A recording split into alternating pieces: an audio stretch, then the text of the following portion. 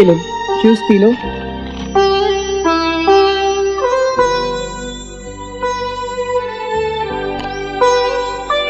ये लो, दवाई ले लो। और अभी पेपर छोड़ो। ये देखो कितना स्ट्रेस है तुम्हारे चेहरे पे। डॉक्टर ने मना किया ना स्ट्रेस लेने से। अच्छा ठीक है। अच्छा सुनो, वो कैलकाटा बेस्ड एक एजेंसी है, उन्होंने तुम्हें अपना ब्रांड एम्बेसडर चुना है। ब्रांड एम्बेसडर तुम्हें कैलकाटा जाना है, कल शाम की फ्लाइट है तुम्हारी। प्रशांत, मैं नहीं जाऊंगी। क्यों? क्योंकि अब मुझे मॉडलिंग नहीं करनी। मतलब अब मुझे तुम्हारे साथ रहना है, तुम्हारे काम में हाथ बटाना है।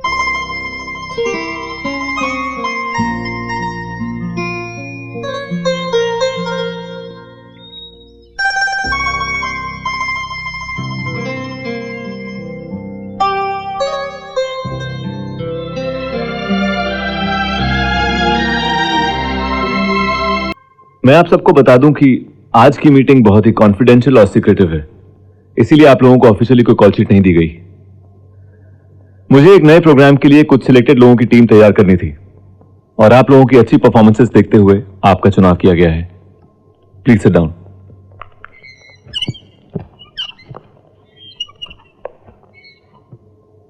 मैं उत्थान नाम से एक नया शो लॉन्च कर रहा हूं।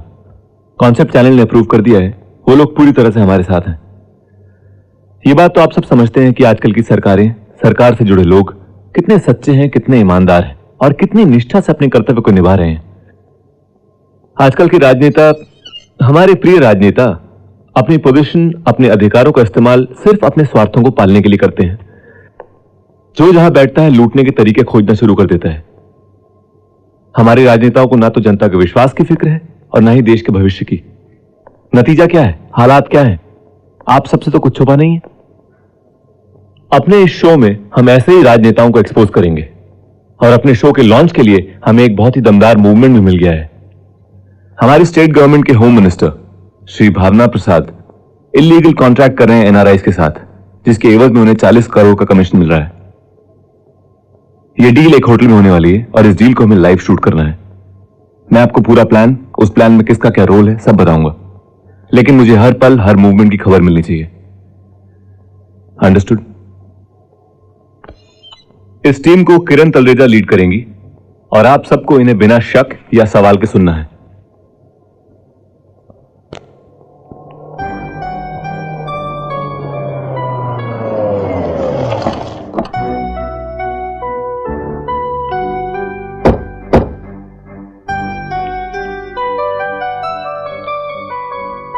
वो लोग आ गए। ओके।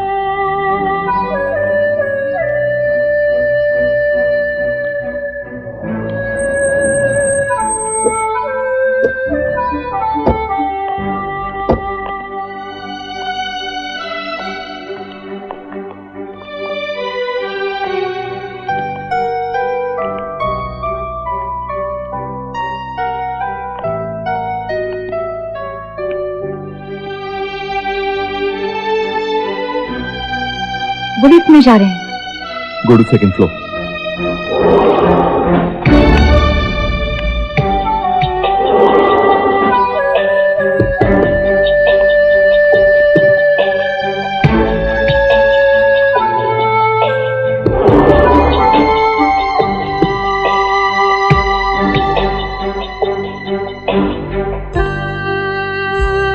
हाँ सर, यहाँ से निकल चुके हैं और रूम की तरफ जा रहे हैं।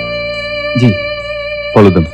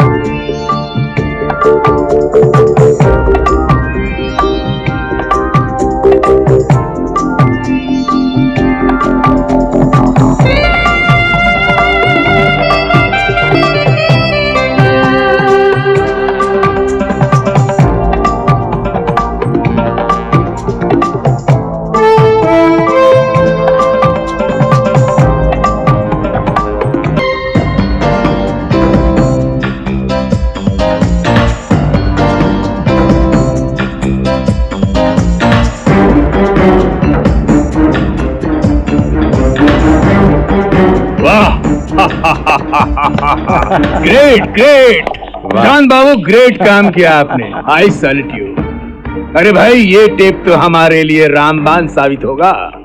अब भावना प्रसाद के साथ साथ इस सरकार को भी हम पटखनी देंगे।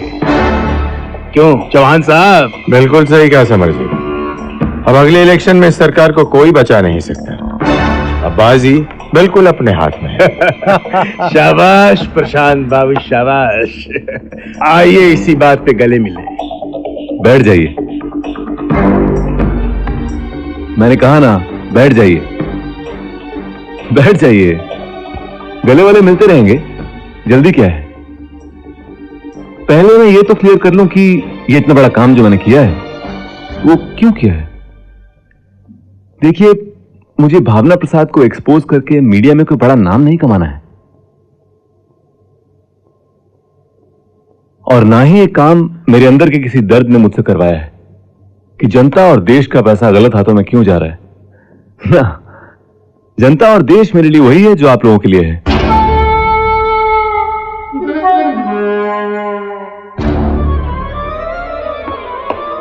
हाँ, ये काम करके मैंने खून पीने वालों की जमात में शामिल होने का एक अवसर जरूर ढूंढा है।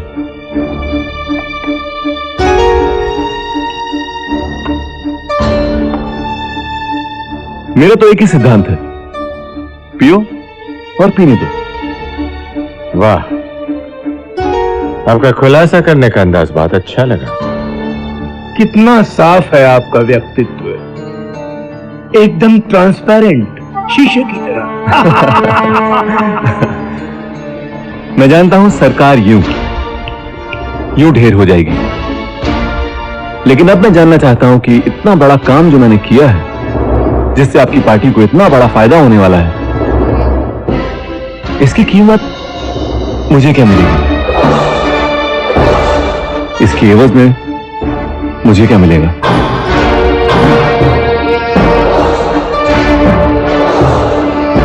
मैं जनता को बताना चाहूंगा कि भ्रष्टाचार के खिलाफ यह हमारा पहला कदम है।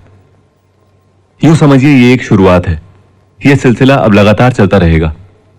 हमारे इस नए प्रोग्राम उत्थान के जरिए भावना प्रसाद जैसे और कई चेहरों को हम बेनकाब करेंगे। हाँ तो प्रशांत जी, पूरे देश में आपके नाम की चर्चा है, क्या कहना है आपका? देखिए, मैंने अपना नाम चमकाने के लिए तो कुछ नहीं किया है। मैंने सिर्फ भ्रष्टाचार के खिलाफ एक जंग छेड़ी है, और मैं चाहता हूं मेरी इस लड़ाई में जनता मेरा साथ दे। हम लोग भ्रष्टाचार से तभी लड़ सकते हैं जब हम सब एक मंच पर साथ आ जाएं। ओके मिस्टर प्रशांत, हमारे इस प्रोग्राम में हिस्सा लेने के लिए बहुत बहुत धन्यवाद। धन्यवाद। नमस्कार। नमस्कार। आखिर भावना प्रसाद की बिजली सरकार पे गिरी और उनकी सरकार मुंह के बल गिर पड़ी। मैडम, ऑफिस के बाहर प्रशांत सर के चाहने वालों की इतनी भीड़ जमा है कि हम लोग जवाब देते देते थक गए। उफ। Ma'am, do you have any other number of Prashant sir? जो हमारे पास है वो आउट ऑफ रीच आ रहा है। मैडम, वो सब इस ऑपरेशन के बारे में मुबारकबाद देना चाहते हैं। Media people are waiting for Prashant sir. कहाँ है सर? मैम, आप ट्राई कीजिए ना। अरे मैं उनका फोन ट्राई कर करके थक गई हूँ। I have no idea where he is.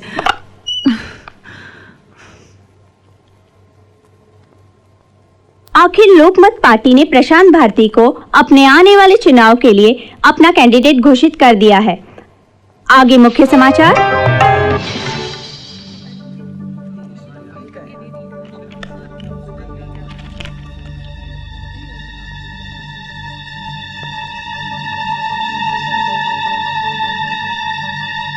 Hello people, क्या चल रहा है भाई?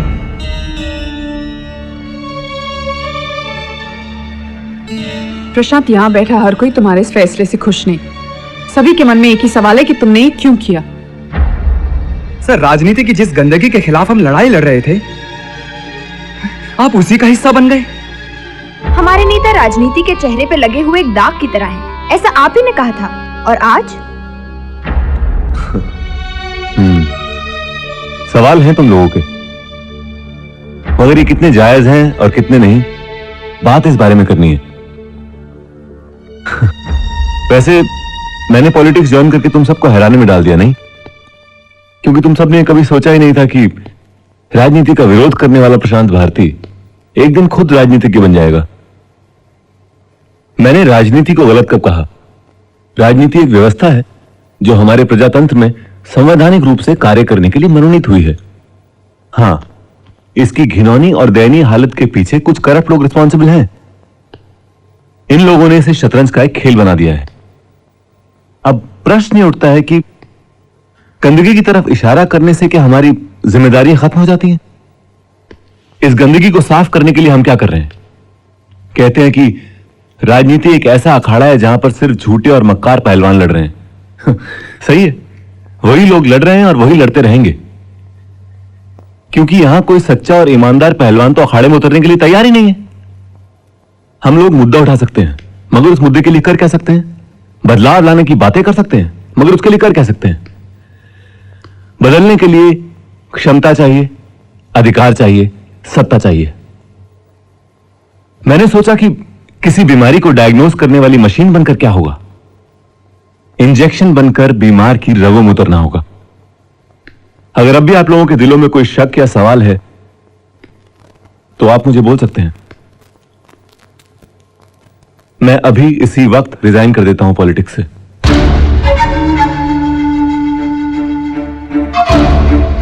क्योंकि मेरे लिए आप लोगों के विश्वास से बढ़कर कुछ नहीं है।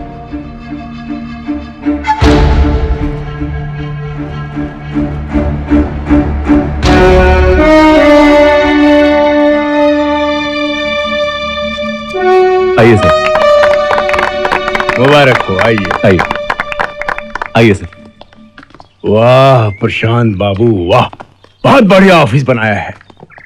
मुझे लगता है इतनी कम उम्र में आपने बहुत कुछ समेट लिया। मैं तो कहता हूं कि अगर राजनीति का लड्डू ना भी मिला होता आपको कोई फर्क नहीं पड़ता। किरण, इनका मुंह मीठा कराओ। ये लीजिए, मुंह मीठा कीजिए। आप लीजिए ना।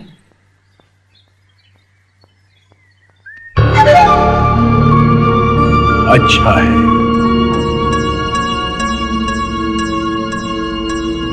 पीड़ा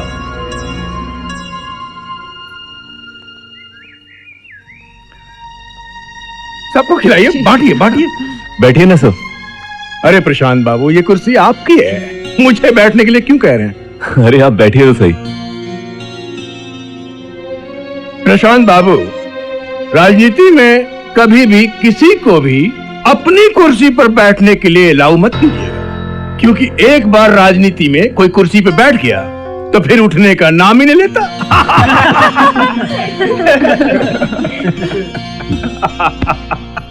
प्रशांत बाबू, राजू पहले वो रखो देखिए क्या है। और इस फोटो को भी साफ करो। बहुत बढ़िया, बहुत बढ़िया, क्या संभाला हुआ है। मैं तो यूं कहूंगा कि आप बहुत लकी हैं जो किरण जैसी सहकर्मी मिली आपको। जी।